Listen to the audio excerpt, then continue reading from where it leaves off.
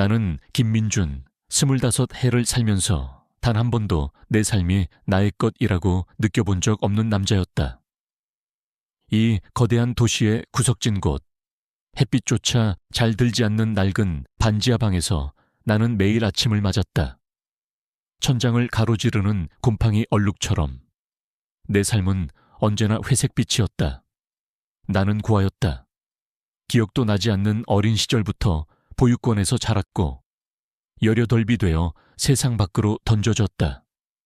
세상은 내게 아무것도 주지 않았고 나는 그저 살아남기 위해 발버둥 쳤다. 공사판 막일부터 새벽 신문 배달, 주말에는 식당 설거지까지. 돈이 되는 일이라면 무엇이든 했다. 내 손은 언제나 거칠었고 몸은 늘 피곤에 절어 있었다. 사람들은 나를 투명인간 취급했다. 길거리에서 마주쳐도 시선을 피하기 바빴고 내가 도움을 청하려 하면 경멸 섞인 눈빛으로 나를 밀어냈다. 나는 사회의 가장 밑바닥, 아무도 주목하지 않는 그림자 같은 존재였다. 내게는 가족도, 친구도 없었다. 고독은 내 유일한 친구이자 익숙한 그림자였다. 나는 그렇게 스스로를 가두고 있었다. 나 자신을 하찮고 쓸모없는 존재라고 믿었기 때문이었다. 하지만 내 마음속에는 아주 작은 온기가 남아 있었다. 세상의 냉대 속에서도 나는 차마 완전히 굳어지지 못했다. 그 온기는 주로 길고양이 덕분이었다. 새벽마다 내가 쓰레기를 줍는 골목에는 세 발 달린 삼색 고양이 한 마리가 나타났다. 녀석은 처음에는 나를 경계했지만 내가 몰래 놓아둔 밥을 먹기 시작하면서 점차 내 옆에 머물렀다. 나는 녀석에게 복길이라는 이름을 붙여주었다. 복길이는 나에게 작은 행복이었다. 그날 새벽도 여느 때와 같았다. 새벽 4시. 알람 소리에 맞춰 나는 몸을 일으켰다. 차갑게 식은 방 공기가 폐부 깊숙이 스며들었다. 낡은 창문 밖은 여전히 어두웠고 빗줄기가 창문을 때리는 소리가 희미하게 들려왔다. 나는 낡은 작업복을 걸치고 냉장고 문을 열었다. 어젯밤 남겨둔 찬밥과 김치찌개가 전부였다. 나는 밥 한 숟갈을 떠서 입에 넣었다. 텅 빈 방 안에는 숟가락 소리만이 울려 퍼졌다. 나의 단조로운 삶을 그대로 보여주는 풍경이었다. 나는 밥을 먹다 말고 낡은 서랍을 열었다. 그 안에는 내가 세상에서 유일하게 가진 소중한 물건, 낡은 은색 회중시계가 들어있었다. 시계는 은은한 광택을 잃은 지 오래였지만 내게는 세상에 어떤 보석보다 귀했다. 이 시계는 보육원 원장님이 돌아가시기 전 내게 주었던 물건이었다. 원장님은 내가 버려졌을 때 이 시계를 손에 쥐고 있었다고 했다. 원장님은 시계 뒷면에 희미하게 새겨진 문양을 보며 이건 네 부모님의 흔적일 수도 있단다라고 말했다. 나는 그 문양의 의미를 알지 못했지만 언젠가 내 진짜 부모님을 찾을 수 있는 유일한 단서라고 믿었다. 시계 뒷면에는 내가 태어난 날짜와 함께 알 수 없는 상형 문자 같은 것이 작게 새겨져 있었다. 나는 시계를 만지작거리며 멍하니 창밖을 바라보았다. 내 삶은 어디서부터 시작된 것일까? 왜 나는 이렇게 버려진 채 살아가야 할까? 나의 존재는 무엇일까? 끝없는 질문들이 내 머릿속을 맴돌았다. 밥을 대충 먹고 나는 집을 나섰다. 눅눅한 새벽 공기가 나를 감쌌다. 빗줄기는 여전히 가늘게 내리고 있었다. 나는 쓰레기통을 비우고 골목길을 쓸고 다녔다. 거리에 버려진 온갖 쓰레기들은 도시의 욕망과 무관심을 그대로 보여주는 듯했다. 나는 그 쓰레기들을 치우며 내 삶도 이 쓰레기들처럼 버려진 것은 아닐까 하는 생각을 하곤 했다. 나는 익숙한 골목 끝, 낡은 건물들의 그림자가 드리워진 곳으로 향했다. 그곳에는 언제나 복길이가 나를 기다리고 있었다. 복길아, 왔어. 나는 조용히 복길이를 불렀다. 복길이는 내 목소리를 듣자마자 그림자 속에서 나타났다. 녀석은 애교 있게 내 다리에 몸을 비볐다. 나는 품속에 숨겨둔 참치캔을 꺼내 복길이에게 내밀었다. 복길이는 허겁지겁 참치캔을 먹기 시작했다. 복길이가 밥을 먹는 동안 나는 주변에 버려진 쓰레기들을 치우고 있었다. 낡은 가구 조각들, 버려진 옷가지들, 그리고 온갖 잡동사니들이 뒤섞여 있었다. 그때 내 손에 무언가 딱딱한 것이 만져졌다. 나는 그것을 주워들었다. 먼지와 진흙으로 뒤덮여 있었지만 그것은 낡은 액자였다. 나는 액자를 소매로 대충 닦아냈다. 액자 속에는 빛바랜 사진 한 장이 들어있었다. 사진 속에는 2명의 갓난아기가 나란히 누워 있었다. 두 아기는 너무나도 닮아 있어서 마치 쌍둥이 같았다. 하지만 한 아기의 손목에는 낡은 은색 팔찌가 채워져 있었고 팔찌에는 희미하게 내가 가진 회중식의 뒷면과 똑같은 문양이 새겨져 있었다. 그리고 사진의 가장자리에는 혜성병원 1999년 10월 17일이라는 글자가 희미하게 인쇄되어 있었다. 나는 심장이 쿵 하고 떨어지는 것을 느꼈다. 1999년 10월 17일. 그것은 내가 태어난 날이었다. 혜성병원.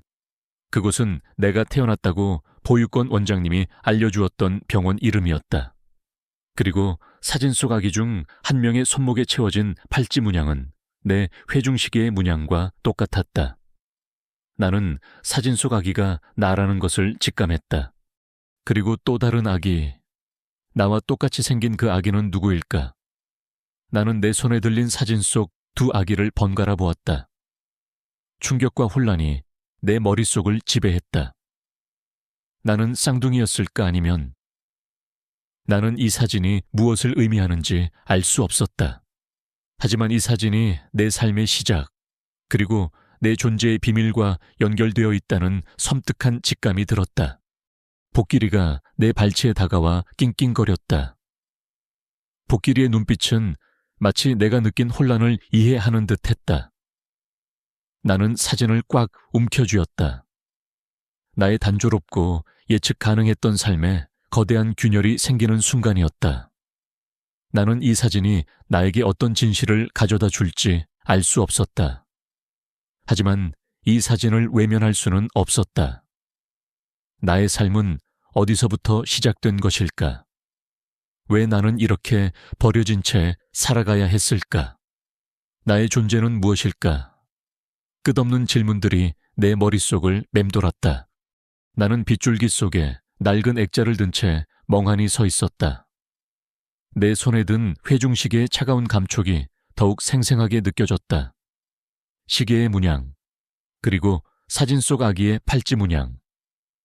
이 모든 것이 내게 어떤 거대한 비밀을 속삭이는 듯했다. 나는 더 이상 이 모든 것을 무시할 수 없었다. 내 삶의 모든 불행과 고독이 이 사진 속에 담긴 진실과 연결되어 있을지도 모른다는 알 수 없는 직감이 들었다. 나는 복길이를 품에 안았다. 복길이의 따뜻한 온기가 내게 작은 위로가 되었다. 내 삶은 이제 더 이상 고독한 그림자 속에서 머무르지 않을 것이었다.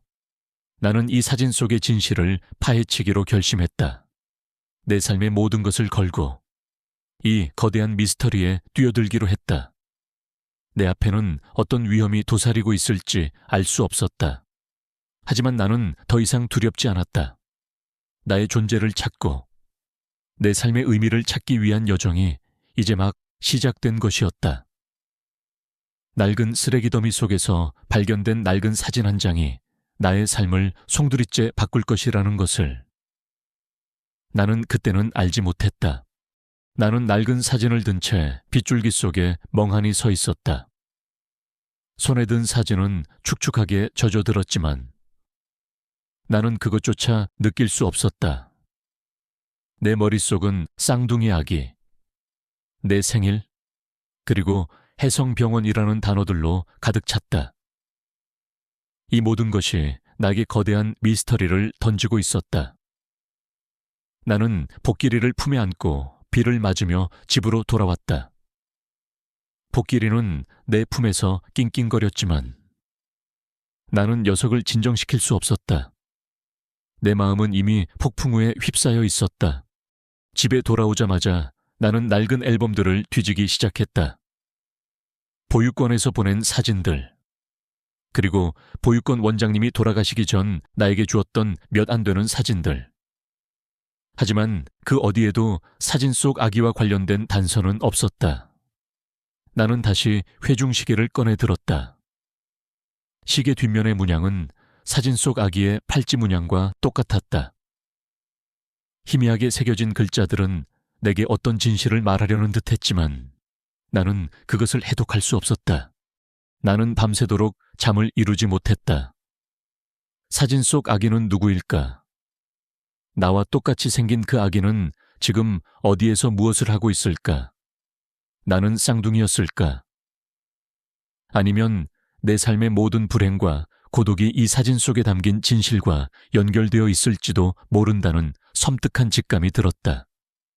나는 이 모든 것을 외면할 수 없었다. 내 삶의 의미를 찾기 위해서라도 이 진실을 파헤쳐야 했다. 다음 날 새벽, 나는 낡은 옷을 갈아입고 해성병원으로 향했다. 해성병원은 도시 외곽에 위치한 오래된 병원이었다. 겉으로 보기에는 평범해 보였지만 병원 안으로 들어서자 알 수 없는 차가운 기운이 감돌았다. 나는 병원 로비에서 안내 데스크 직원에게 내가 태어난 1999년 10월 17일에 태어난 아기들의 기록을 찾아달라고 요청했다. 직원은 나의 요청에 당황한 듯 했지만 나는 끈질기게 매달렸다. 직원은 한참을 뒤적이더니 고개를 저었다. 죄송합니다만 1999년 10월 17일에는 저희 병원에서 태어난 아기가 한 명도 없습니다. 기록이 아예 없네요. 나는 충격에 휩싸였다. 보육원 원장님은 분명히 내가 해성병원에서 태어났다고 했다. 그런데 기록이 없다니. 나는 직원의 말을 믿을 수 없었다. 분명히 무언가 잘못된 것이었다. 나는 다시 한번 끈질기게 물었지만 직원은 더 이상 도와줄 수 없다고 말했다. 나는 좌절감에 휩싸여 병원을 나섰다. 내 손에 든 사진은 이제 내게 더 큰 미스터리를 안겨주었다. 해성병원에서 태어난 아기가 없다면 사진 속에 나는 누구인가? 그리고 나와 똑같이 생긴 다른 아기는 누구인가? 이 모든 것은 내게 어떤 거대한 음모를 암시하는 듯했다. 나는 병원 주변을 맴돌았다. 낡은 건물들 사이로 새우산한 바람이 불어왔다. 그때 병원 뒤편의 낡은 건물에서 희미하게 불빛이 새어나오는 것을 발견했다. 건물은 폐쇄된 듯 보였지만 누군가 안에서 작업하고 있는 듯 했다. 나는 호기심에 그곳으로 향했다. 낡은 철문을 열고 안으로 들어서자 오래된 서류들과 먼지로 가득한 창고 같은 공간이 나타났다. 그 안에서 한 노인이 낡은 서류들을 정리하고 있었다. 정태식, 그는 해성병원의 오랜 기록 보관원이었지만 지금은 은퇴하여 이곳에서 과거의 기록들을 정리하고 있었다. 그는 이 병원의 모든 비밀을 알고 있는 듯했다. 나는 정태식에게 내가 가진 사진과 회중시계를 보여주며 내가 태어난 날짜에 대한 기록을 찾아달라고 요청했다. 정태식은 나의 이야기에 흥미로운 듯 눈을 빛냈다. 그는 나의 사진을 자세히 들여다보더니 그의 눈빛에 미세한 변화가 스쳤다. 이 시계, 이 문양 분명히 어디서 본 기억이 있는데. 정태식은 중얼거렸다. 그는 낡은 서류들을 뒤지기 시작했다. 그의 손은 능숙하게 서류들을 넘겼다. 그의 얼굴에는 오랜 세월의 흔적이 고스란히 담겨 있었다. 한참을 뒤지던 정태식은 마침내 낡은 서류철 하나를 꺼냈다. 서류철 안에는 빛바랜 기록들이 빼곡히 적혀 있었다. 그는 특정 페이지를 펼쳐 내게 보여주었다. 내 눈앞에 나타난 것은 1999년 10월 17일에 태어난 2명의 아기에 대한 기록이었다. 그리고 그 기록 속에는 내가 가진 사진 속 2 아기의 이름이 적혀 있었다. 김민준 그리고 이현우. 김민준, 이현우, 이 아이들은 쌍둥이입니다. 하지만 기록에는 한 명의 아기만 태어난 것으로 되어 있습니다. 다른 한 명은 기록에서 사라졌습니다. 정태식의 목소리는 낮았지만 그 안에는 알 수 없는 비밀이 담겨 있었다. 나는 충격에 휩싸였다. 내가 쌍둥이였다니. 그리고 내 쌍둥이 형제는 기록에서 사라졌다니. 이 모든 것은 내게 어떤 거대한 음모를 암시하는 듯했다. 나는 정태식에게 이 모든 것에 대해 설명해달라고 애원했다. 정태식은 깊은 한숨을 쉬었다. 이 이야기는 아주 오래전부터 내려오는 비밀입니다. 이 병원에는 부잣집 자제들을 위한 특별한 출산 서비스가 있었습니다. 가끔씩 원치 않는 아이가 태어나면 기록을 조작하고 아이를 다른 곳으로 보내는 일이 있었죠. 그의 목소리는 떨렸다.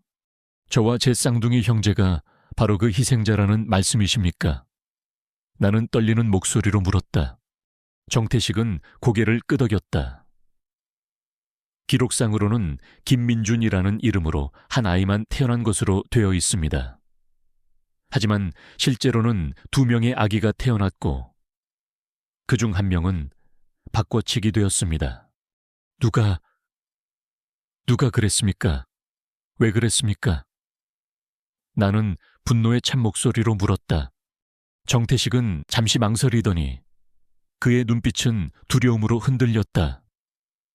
이 이야기는 이 병원의 깊은 비밀과 관련되어 있습니다. 당시 병원장이었던 이성철 원장님, 그분과 관련이 있을 겁니다. 더 이상은 저도 알지 못합니다. 그의 목소리는 차갑게 가라앉았다. 그는 더 이상 이야기하고 싶지 않은 듯했다. 그의 얼굴에는 어떤 알 수 없는 두려움이 드리워져 있었다. 나는 정태식의 반응에서 무언가 더 큰 비밀이 숨겨져 있음을 직감했다. 나는 정태식에게 더 이상 캐묻지 않았다. 나는 낡은 서류철 속에서 김민준과 이현우라는 이름이 적힌 기록지를 복사해 가지고 나왔다. 내 손에 들린 기록지는 내게 새로운 사명을 부여하는 듯했다. 나는 더 이상 고아 김민준이 아니었다. 나는 내 존재의 비밀을 파헤치고 사라진 쌍둥이 형제를 찾아야 했다. 나는 병원을 나서 거리로 향했다. 해성병원의 차가운 공기가 나를 감쌌지만 내 마음은 뜨거운 불꽃으로 타올랐다. 내 삶은 이제 더 이상 고독한 그림자 속에서 머무르지 않을 것이었다. 나는 이 모든 진실을 밝혀내기로 결심했다. 내 삶의 모든 것을 걸고 이 거대한 미스터리에 뛰어들기로 했다. 내 앞에는 어떤 위험이 도사리고 있을지 알 수 없었다. 하지만 나는 더 이상 두렵지 않았다. 나의 존재를 찾고 내 삶의 의미를 찾기 위한 여정이 이제 막 시작된 것이었다. 그날 밤 나는 잠들지 못했다. 내 머릿속은 이현우라는 이름과 해성병원의 비밀로 가득 찼다. 이현우는 지금 어디에서 무엇을 하고 있을까? 그는 나의 쌍둥이 형제일까? 아니면 이 모든 것이 내게 어떤 거대한 음모를 암시하는 듯했다. 나는 낡은 회중시계를 꽉 움켜쥐었다. 시계의 차가운 감촉이 내게 현실감을 안겨주었다. 이 시계는 내게 모든 진실을 알려줄 마지막 단서였다. 나는 이 진실을 파헤쳐야 했다.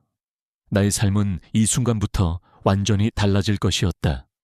나는 정태식 씨가 알려준 이현우라는 이름과 사라진 기록에 대한 진실을 품고 해성병원을 나섰다. 내 손에 쥐어진 낡은 출생 기록지에는 나와 이현우의 이름이 나란히 적혀 있었지만 그중 이현우의 기록은 마치 누군가 고의로 지운 것처럼 희미했다. 나는 심장이 격렬하게 뛰는 것을 느꼈다. 25년간 나를 짓눌러온 고독과 불행의 원인이 이 기록 속에 숨겨져 있다는 섬뜩한 직감이 들었다. 나는 복길이를 품에 안고 낡은 반지하 방으로 돌아왔다. 방 안의 공기는 여전히 차갑고 눅눅했지만 내 마음속은 활활 타오르는 불꽃으로 가득 찼다. 나는 더 이상 과거의 그림자 속에서 숨어 지내지 않을 것이었다. 내 삶의 모든 것을 걸고 이현우라는 이름의 쌍둥이 형제를 찾고 우리에게 닥친 이 기이한 운명의 진실을 파헤치기로 결심했다. 나는 먼저 이현우의 행적을 추적하기 시작했다. 정태식 씨는 이현우가 이성철 원장과 관련된 인물이라고 했다. 이성철 원장은 해성병원의 설립자이자 과거 이 병원에서 벌어진 의문의 사건들에 깊이 연루되어 있다는 소문이 파다했다. 나는 이성철 원장의 과거를 파헤쳐 이현우의 흔적을 찾을 수 있을 것이라고 생각했다. 나는 낡은 도서관을 찾아가 과거 신문기사와 잡지들을 뒤지기 시작했다. 이성철 원장에 대한 기사는 찾기 어려웠지만 해성병원과 관련된 몇몇 의문의 사건들이 있었다. 특히 20년 전 해성병원에서 신생아 실종 사건이 발생했다는 기사를 발견했다. 신생아는 태어나자마자 사라졌고 사건은 미제로 남았다. 나는 그 신생아가 이현우일지도 모른다는 섬뜩한 직감이 들었다. 그때 내 옆을 지나가던 한 남자가 내 어깨를 툭 치고 지나갔다. 나는 고개를 들었다. 남자는 평범한 차림이었지만 그의 눈빛은 몹시 날카로웠다. 그는 나를 힐끗 쳐다보더니 아무 말 없이 사라졌다. 나는 알 수 없는 불안감을 느꼈다. 마치 누군가 나를 감시하고 있는 듯했다. 나는 도서관을 나와 거리로 향했다. 복길이는 내 옆에서 낑낑거렸다. 밤이 깊어진 도시의 거리는 고요했지만 내 마음속은 불안감으로 가득 찼다. 나는 누군가 나의 움직임을 주시하고 있다는 것을 직감했다. 그들은 누구일까? 왜 나를 쫓는 것일까? 다음 날 나는 다시 이현우의 흔적을 쫓기 시작했다. 나는 이성철 원장의 과거 제자들을 수소문하여 그들을 만났다. 그들은 이성철 원장이 죽은 지 오래되었지만 그의 재단이 여전히 건재하다는 사실을 알려주었다. 이성철 재단은 고아원과 소외된 이들을 돕는 자선단체로 알려져 있었지만 나는 그 뒤에 어떤 어두운 비밀이 숨겨져 있을 것이라고 생각했다. 나는 이성철 재단을 찾아갔다. 재단 건물은 겉으로 보기에는 웅장하고 화려했지만 그 안에는 묘한 기운이 감돌았다. 나는 재단 관계자에게 내가 가진 사진과 기록지를 보여주며 이현우에 대해 물었다. 재단 관계자는 나의 질문에 당황한 듯했지만 이내 차갑게 대답했다. 이현우라는 이름은 저희 재단 기록이 없습니다. 잘못 찾아오셨습니다. 그들의 싸늘한 반응은 나의 의심을 더욱 키웠다. 이현우라는 이름이 분명히 존재하고 그가 이성철 원장과 관련이 있다는 것을 나는 알고 있었다.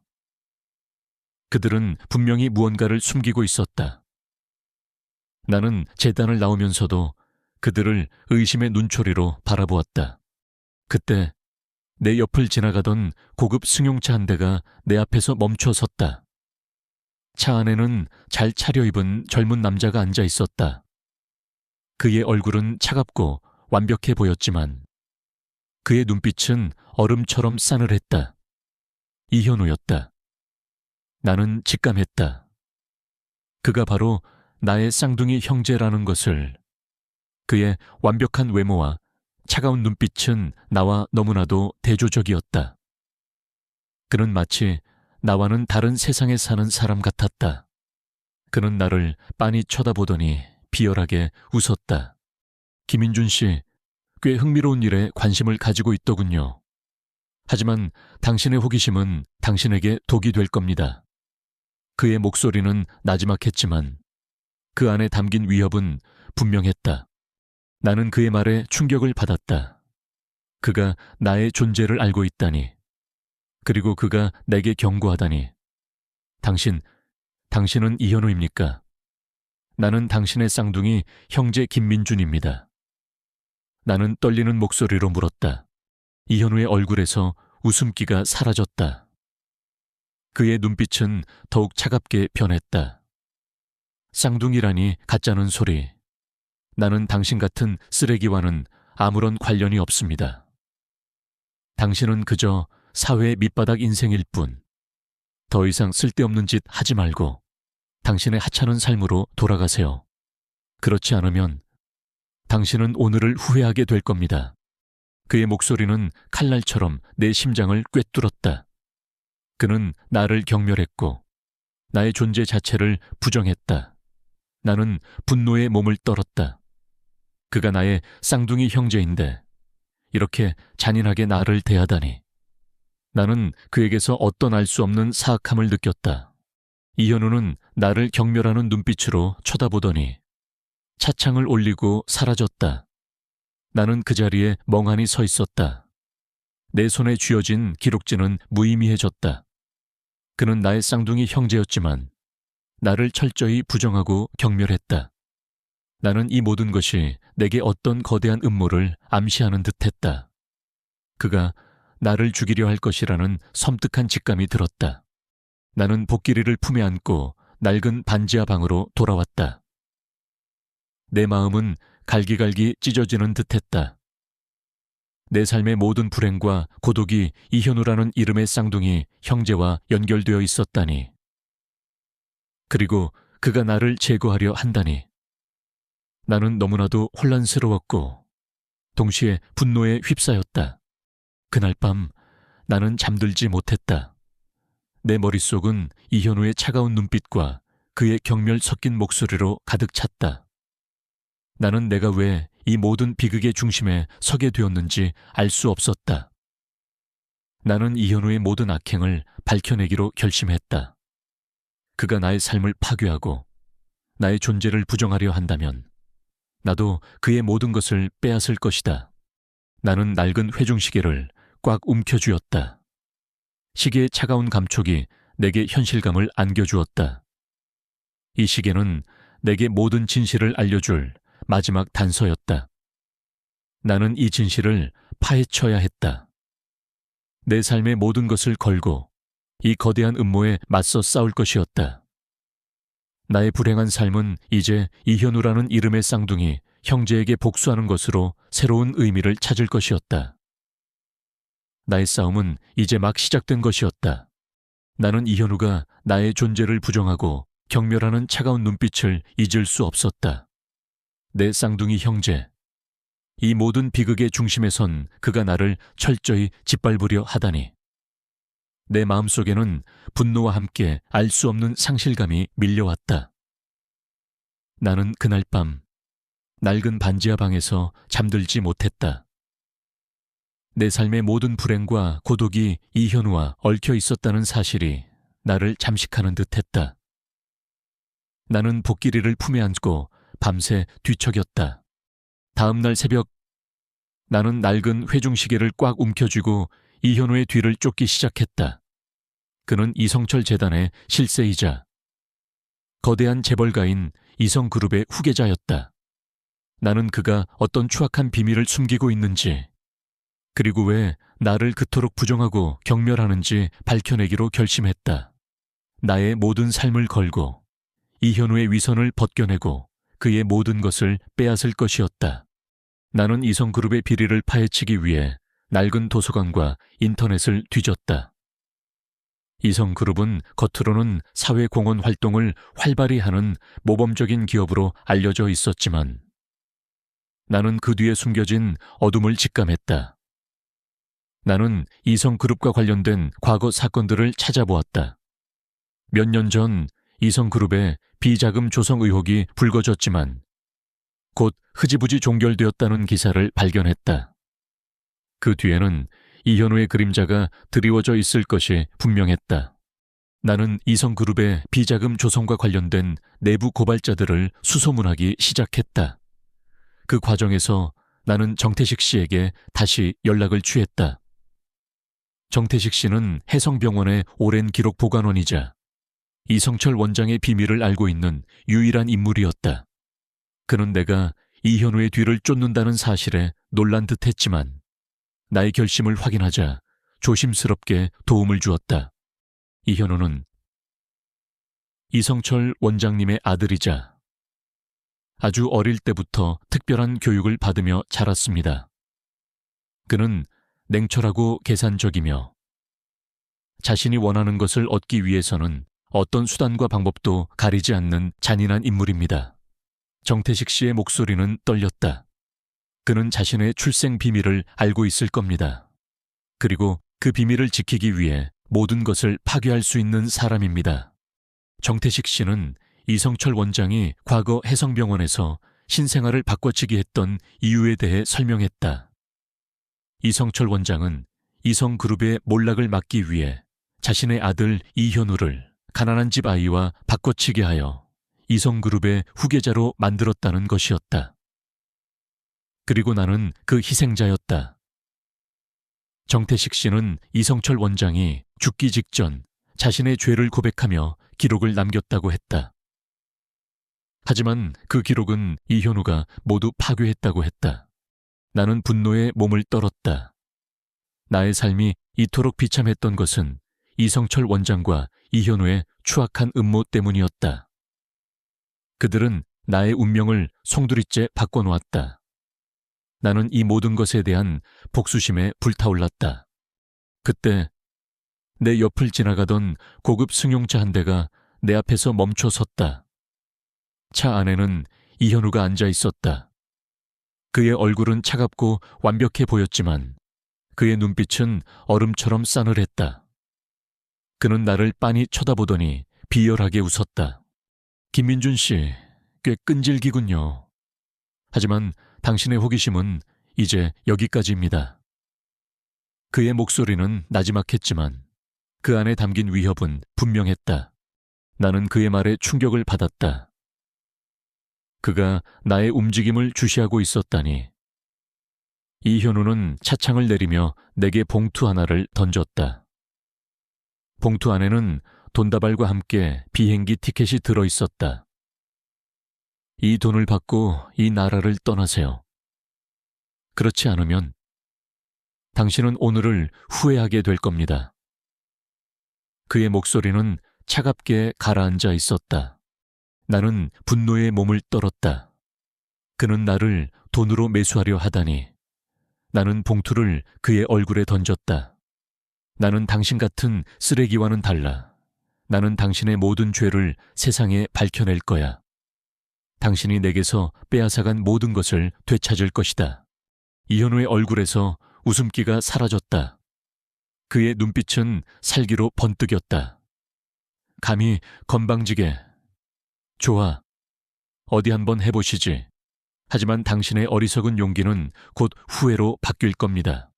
이현우는 차창을 올리고 사라졌다. 나는 그 자리에 멍하니 서 있었다. 그는 나를 죽이려 할 것이라는 섬뜩한 직감이 들었다. 나는 복길이를 품에 안았다. 복길이는 내 품에서 낑낑거렸다. 그날 밤 나는 잠들지 못했다. 내 머릿속은 이현우의 차가운 눈빛과 그의 위협적인 목소리로 가득 찼다. 나는 내가 왜 이 모든 비극의 중심에 서게 되었는지 알 수 없었다. 나는 이현우의 모든 악행을 밝혀내기로 결심했다. 그가 나의 삶을 파괴하고 나의 존재를 부정하려 한다면 나도 그의 모든 것을 빼앗을 것이다. 나는 낡은 회중시계를 꽉 움켜쥐었다. 시계의 차가운 감촉이 내게 현실감을 안겨주었다. 이 시계는 내게 모든 진실을 알려줄 마지막 단서였다. 나는 이 진실을 파헤쳐야 했다. 내 삶의 모든 것을 걸고 이 거대한 음모에 맞서 싸울 것이었다. 나의 불행한 삶은 이제 이현우라는 이름의 쌍둥이 형제에게 복수하는 것으로 새로운 의미를 찾을 것이었다. 나의 싸움은 이제 막 시작된 것이었다. 나는 이성그룹의 비자금 조성 의혹을 파헤치기 위해 이지우 기자에게 연락을 취했다. 이지우 기자는 과거 대기업 비리 사건을 파헤쳤던 용감하고 정의로운 기자였다. 나는 그녀에게 내가 가진 모든 증거와 나의 이야기를 설명했다. 처음에는 나의 이야기에 반신반의하는 듯했던 이지우 기자의 눈빛은 점차 놀라움과 함께 진지함으로 변했다. 쌍둥이 아기 바꿔치기, 그리고 비자금 조성, 이 모든 것이 이성그룹과 관련되어 있다니. 김민준 씨, 당신의 이야기는 정말 충격적이군요. 좋습니다. 제가 당신의 이야기를 믿겠습니다. 우리가 함께 이 모든 진실을 밝혀냅시다. 이지우 기자의 목소리는 단호했다. 나는 안도감을 느꼈다. 드디어 혼자가 아니었다.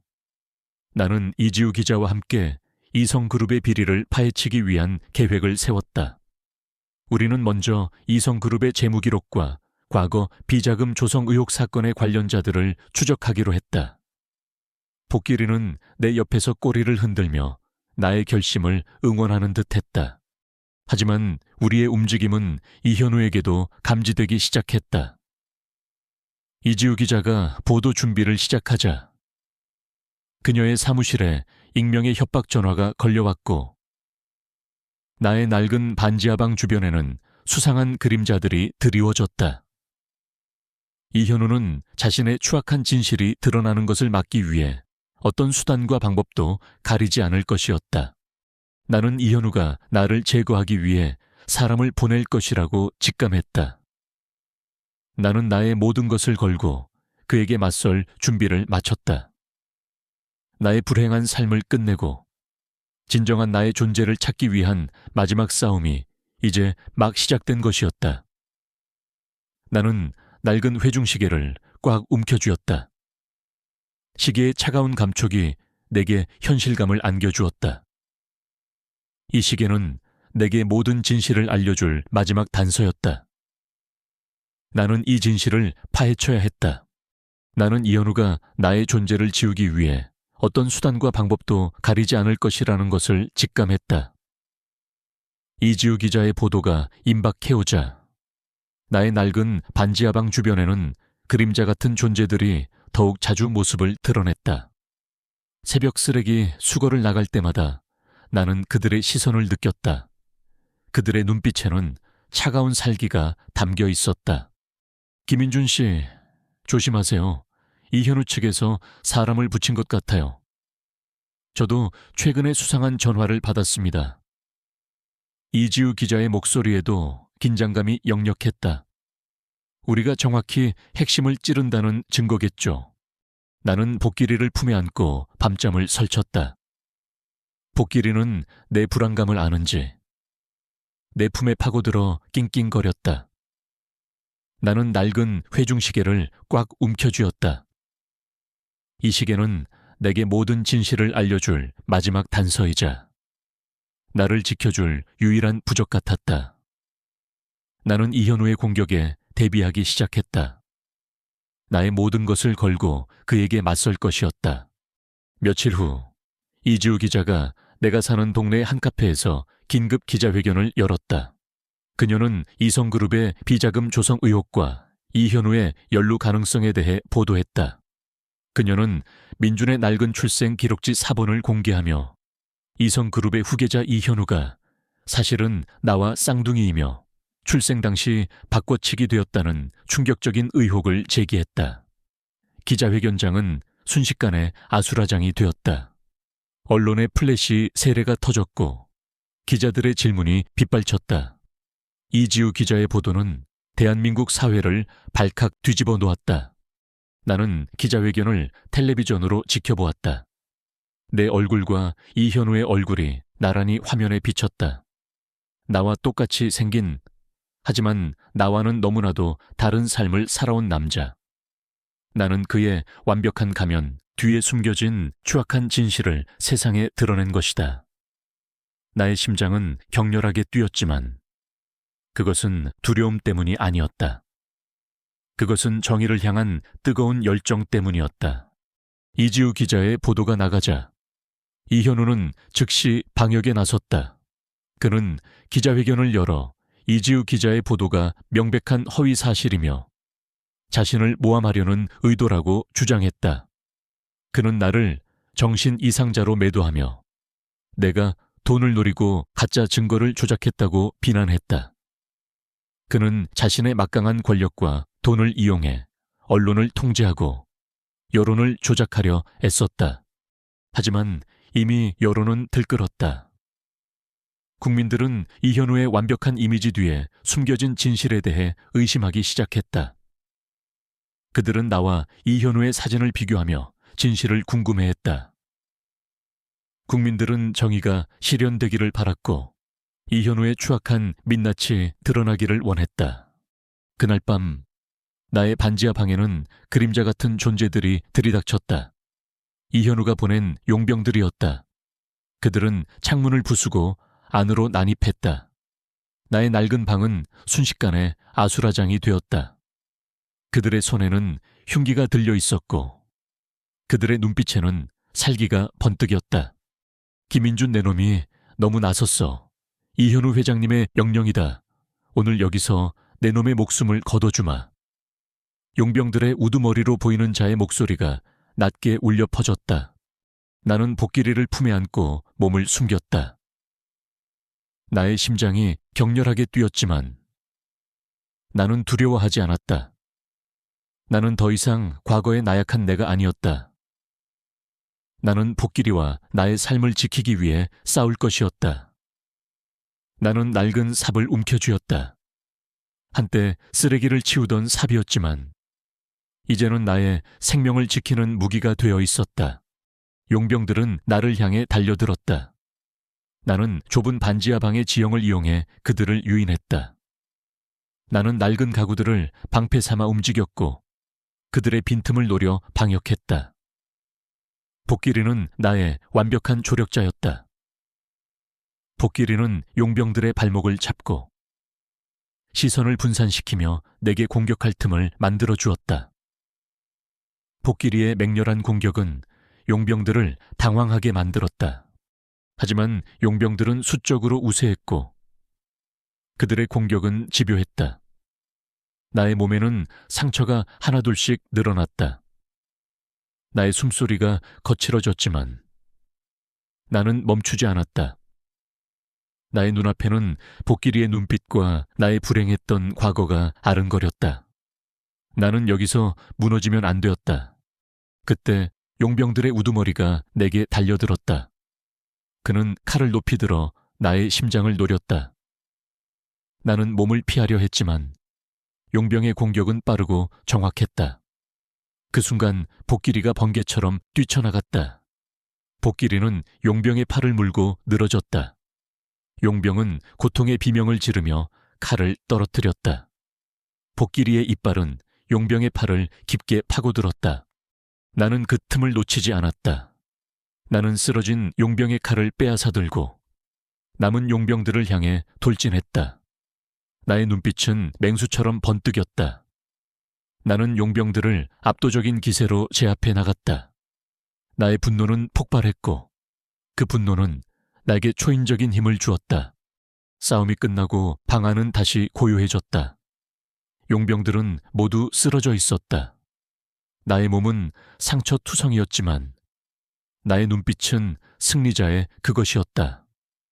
복길이는 나의 발치에 웅크리고 앉아 있었다. 녀석의 입계는 피가 묻어 있었지만 나를 보호하려는 듯 나의 옆을 지켰다. 나는 복길이를 품에 안았다. 복길이의 따뜻한 온기가 나의 온몸을 감쌌다. 나는 복길이에게 진심으로 감사했다. 녀석이 없었다면 나는 이 싸움에서 무너졌을 것이다. 나의 손에 쥐어진 칼은 이현우에게 복수하겠다는 나의 결심을 더욱 굳건하게 만들었다. 그때 나의 반지하 방 문이 부서지며 경찰이 들이닥쳤다. 이지우 기자가 나의 연락을 받고 경찰에 신고했던 것이었다. 경찰은 쓰러져 있는 용병들과 상처투성이인 나를 발견하고 경악했다. 나는 경찰에게 모든 상황을 설명했다. 경찰은 용병들을 체포하고 그들의 자백을 통해 이현우가 나를 제거하려 했다는 사실을 확인했다. 이 증거는 이현우의 죄를 더욱 굳건하게 만들었다. 이지우 기자는 나의 연락을 받고 즉시 현장으로 달려왔다. 그녀는 나의 상처를 보고 경악했지만 나의 눈빛에서 승리감을 보았다. 김민준 씨, 정말 대단합니다. 당신은 정말 불사조처럼 솟아올랐군요. 이지우 기자의 목소리는 감격에 젖어 있었다. 나는 미소 지었다.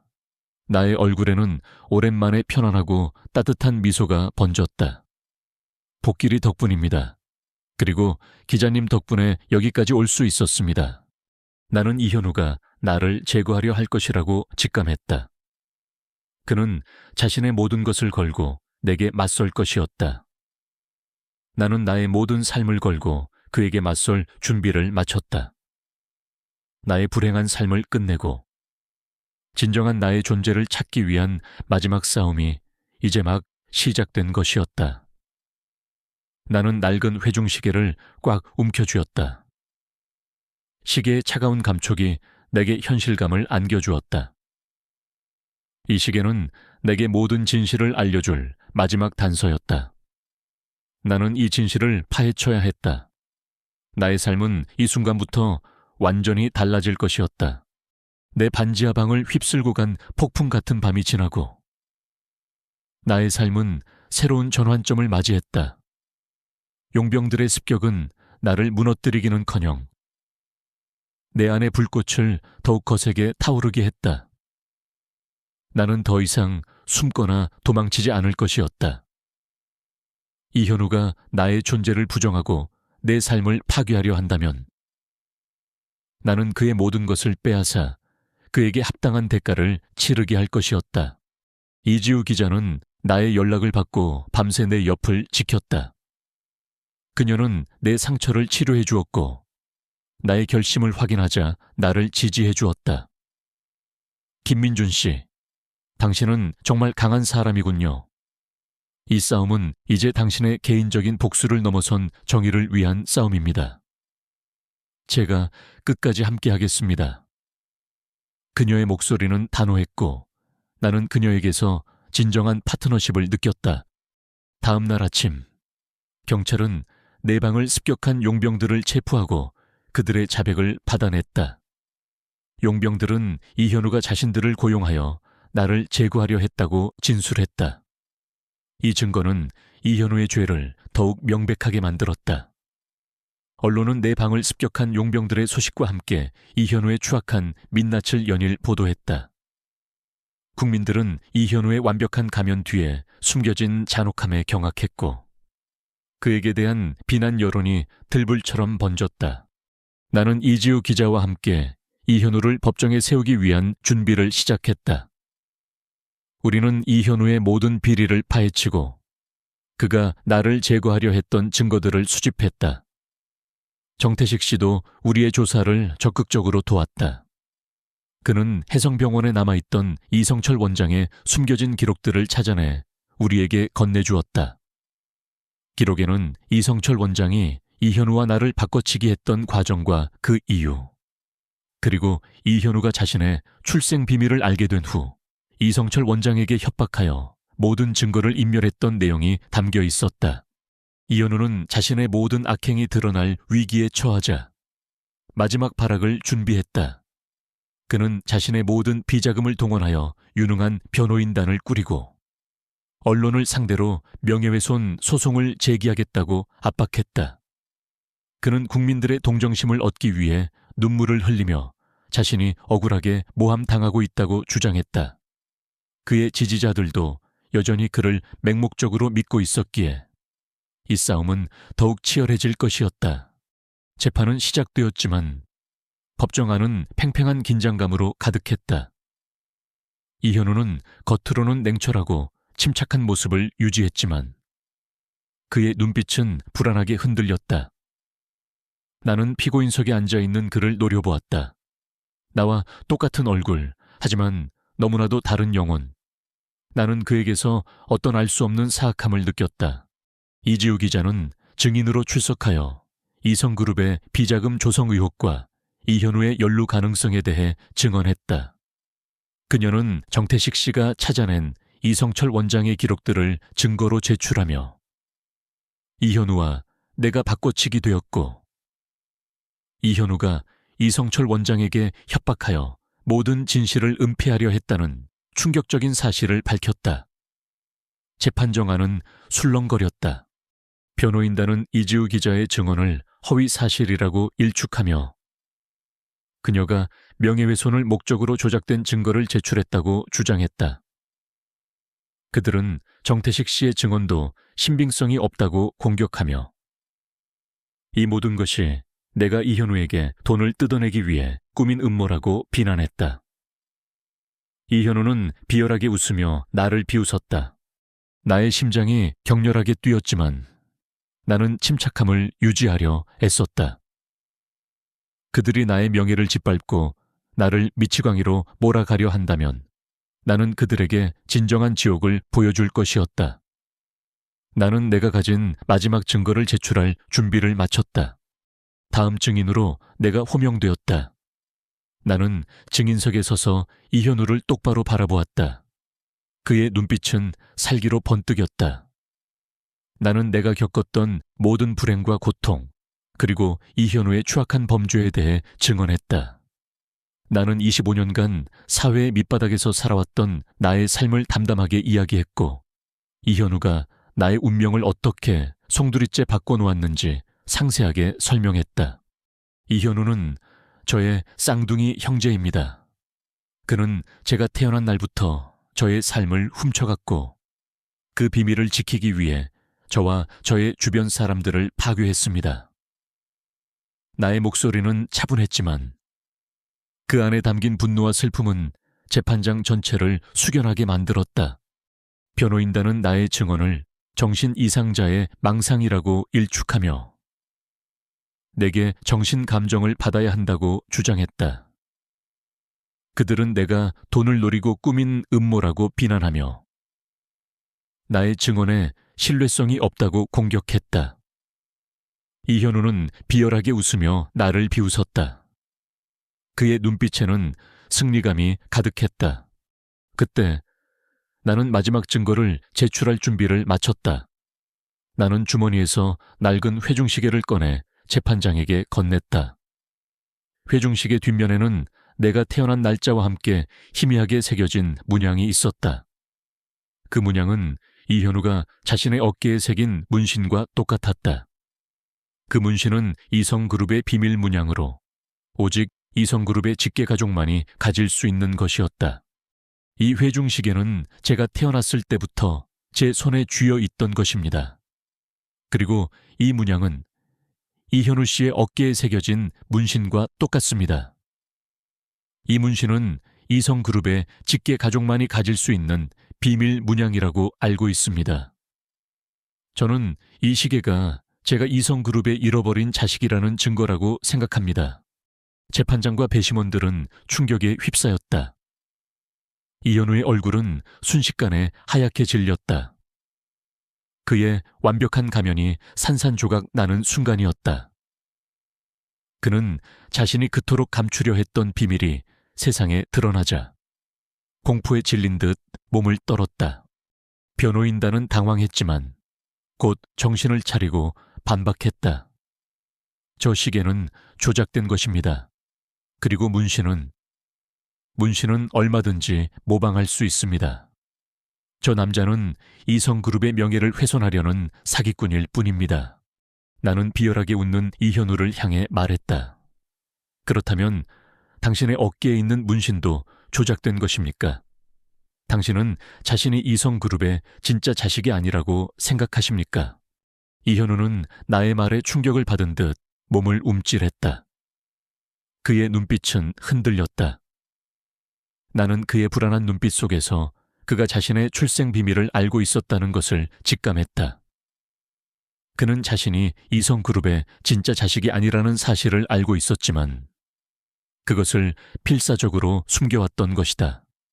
그의 모든 악행은 자신의 위치를 지키기 위한 발악이었다. 그때 재판장 안에서 희미하게 복길이의 울음소리가 들려왔다. 복길이는 이지우 기자가 몰래 데리고 들어온 것이었다. 복길이는 나의 이름을 부르며 나를 응원하는 듯했다. 나는 복길이의 울음소리에 힘을 얻었다.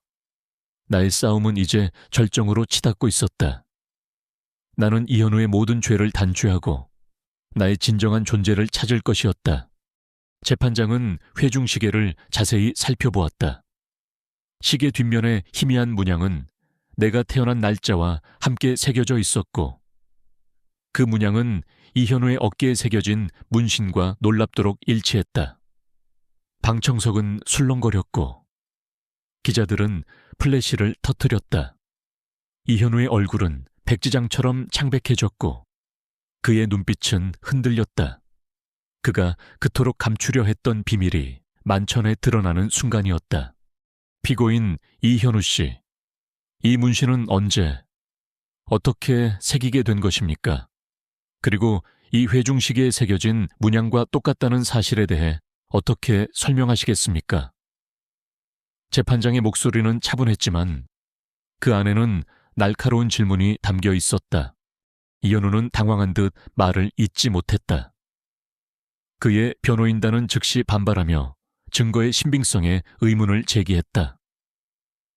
재판장님, 저 시계는 조작된 증거입니다. 문신은 얼마든지 모방할 수 있는 단순한 그림일 뿐입니다. 저 남자는 돈을 노리고 이현우 회장님의 명예를 훼손하려 합니다. 나는 비열하게 웃는 이현우를 향해 말했다. 이현우 씨, 당신의 어깨에 있는 문신은 이성그룹의 직계가족만이 가질 수 있는 비밀 문양이라고 알고 있습니다. 만약 당신이 이성그룹의 진짜 후계자라면 이 문신의 의미를 설명해 보세요.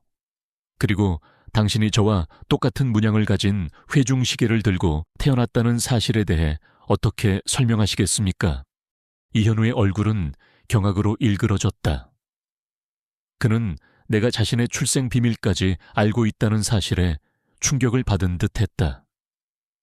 그는 자신이 이성그룹의 진짜 자식이 아니라는 사실을 알고 있었지만 그것을 필사적으로 숨겨왔던 것이다. 그의 모든 악행은 자신의 위치를 지키기 위한 발악이었다. 나는 증인석에 서서 이현우를 똑바로 응시했다. 나의 눈빛은 흔들림 없었다. 이현우 씨, 당신은 제가 태어난 날부터 저의 삶을 훔쳐갔습니다. 당신은 제가 받아야 할 모든 것을 빼앗아갔고 그 비밀을 지키기 위해 저와 저의 주변 사람들을 파괴했습니다. 당신은 제 삶을 지옥으로 만들었습니다. 나의 목소리는 차분했지만 그 안에 담긴 분노와 슬픔은 재판장 전체를 숙연하게 만들었다. 그때 정태식 씨가 증인으로 출석하여 이성철 원장이 남긴 숨겨진 기록들을 증거로 제출했다. 기록에는 이성철 원장이 이현우와 나를 바꿔치기 했던 과정과 그 이유, 그리고 이현우가 자신의 출생 비밀을 알게 된 후 이성철 원장에게 협박하여 모든 증거를 인멸했던 내용이 상세하게 담겨 있었다. 정태식 씨의 증언은 이현우의 모든 죄를 명백히 밝혔다. 재판장은 정태식 씨의 증언과 회중시계를 바탕으로 이현우에게 직접 증언을 요구했다. 이현우는 결국 모든 것을 자백했다. 그는 자신의 출생 비밀과 나를 바꿔치기 했던 과정, 그리고 그 비밀을 지키기 위해 이성철 원장과 나의 주변 사람들을 파괴했던 모든 악행을 인정했다. 그의 목소리는 떨렸지만 그 안에 담긴 자백은 충격적이었다. 이현우는 자신이 이성그룹의 진짜 자식이 아니라는 사실을 어릴 때부터 알게 되었다고 고백했다. 그는 이성그룹의 막대한 부와 권력을 놓치고 싶지 않아 자신의 출생 비밀을 필사적으로 숨겼고 그 비밀을 아는 모든 사람들을 제거하려 했다고 진술했다. 그는 나를 제거하려 했던 이유도 밝혔다. 내가 그의 존재를 위협하고 그의 모든 것을 빼앗아갈 것이라고 생각했기 때문이었다. 그의 눈빛에는 광기 어린 집착과 함께 알 수 없는 고독감이 맴돌았다. 그는 성공을 위해, 자신의 자리를 지키기 위해 모든 것을 희생했던 것이다. 법정 안은 침묵에 잠겼다. 모든 사람들은 이현우의 추악한 민낯과 그의 비극적인 과거에 경악했다. 그는 겉으로는 완벽한 가면을 쓰고 있었지만 그 가면 뒤에는 고독과 불안감에 시달리는 불행한 영혼이 숨겨져 있었던 것이다. 나는 그의 자백을 들으며 알 수 없는 감정에 휩싸였다. 그에 대한 분노와 증오, 그리고 동시에 그의 비극적인 삶에 대한 연민이 교차했다. 재판장은 이현우에게 모든 혐의에 대해 유죄를 선고했다.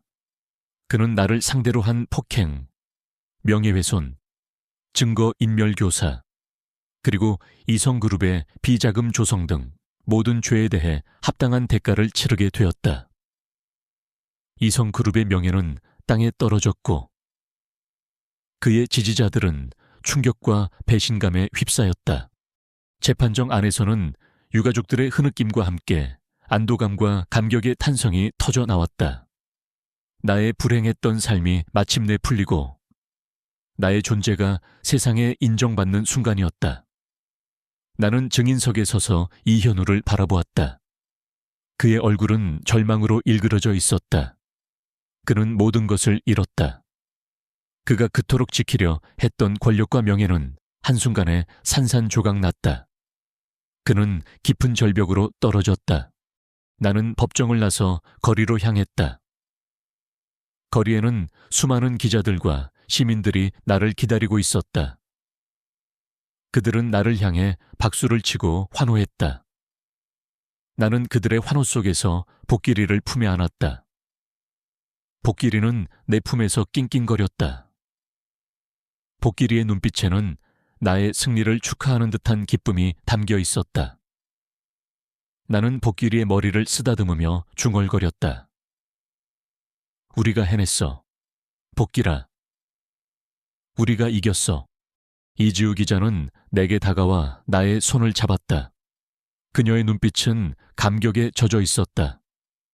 김민준 씨, 당신은 정말 불사조처럼 솟아올랐군요. 당신의 이야기는 많은 이들에게 희망과 용기를 줄 겁니다. 나는 미소 지었다. 나의 얼굴에는 오랜만에 편안하고 따뜻한 미소가 번졌다. 나의 삶은 이제 더 이상 고독한 그림자 속에서 머무르지 않을 것이었다. 나는 나의 존재를 찾았고 나의 삶의 의미를 찾았다. 나는 이성그룹의 잃어버린 자식이자 동시에 사회의 밑바닥에서 살아온 김민준이었다. 두 개의 삶이 하나로 합쳐지는 순간이었다. 나는 이성그룹의 후계자 자리를 거부했다. 나는 내가 살아온 방식대로, 나만의 방식으로 세상에 기여하고 싶었다. 나는 정태식 씨를 찾아가 그에게 진심으로 감사 인사를 전했다. 정태식 씨는 나의 결정에 감동한 듯 눈물을 흘렸다. 김민준 군, 당신은 정말 훌륭한 사람입니다. 이성철 원장님도 분명 당신을 자랑스러워 하실 겁니다. 나는 낡은 회중시계를 꽉 움켜쥐었다. 시계의 차가운 감촉이 내게 현실감을 안겨주었다. 이 시계는 내게 모든 진실을 알려준 마지막 단서였다. 나는 이 진실을 파헤쳤고 나의 삶은 이 순간부터 완전히 달라졌다. 나는 이제 더 이상 과거의 불행에 갇혀있지 않았다. 나의 앞에는 새로운 삶, 새로운 미래가 펼쳐질 것이었다. 나는 김민준, 25해 만에 비로소 내 삶의 진정한 주인이 된 남자였다. 이현우의 몰락과 함께 내 존재는 세상의 빛을 보았고 나는 더 이상 그림자 속에서 살지 않았다. 나는 이성그룹의 막대한 부와 명예를 거부했다. 돈과 권력은 내게 고통만을 안겨주었던 과거의 잔재일 뿐이었다. 나는 내가 살아온 방식대로 나의 힘으로 세상을 바꾸고 싶었다. 나는 정태식 씨와 이지우 기자에게 진심으로 감사 인사를 전했다. 그들은 내가 진실을 밝히는데 가장 큰 조력자였다. 정태식 씨는 해성병원의 모든 비밀을 폭로한 후 명예를 회복했고 나는 그가 남은 여생을 평화롭게 보낼 수 있도록 도왔다. 이지우 기자는 나의 이야기를 다큐멘터리로 제작하여 방송했고, 이는 국민들에게 깊은 감동과 울림을 주었다. 나의 이야기는 단순한 비극이 아닌 희망과 용기의 상징이 되었다. 나는 나의 삶을 바친 복길이에게 가장 큰 선물을 해주었다. 복길이는 이제 더 이상 굶주리거나 추위에 떨지 않았다.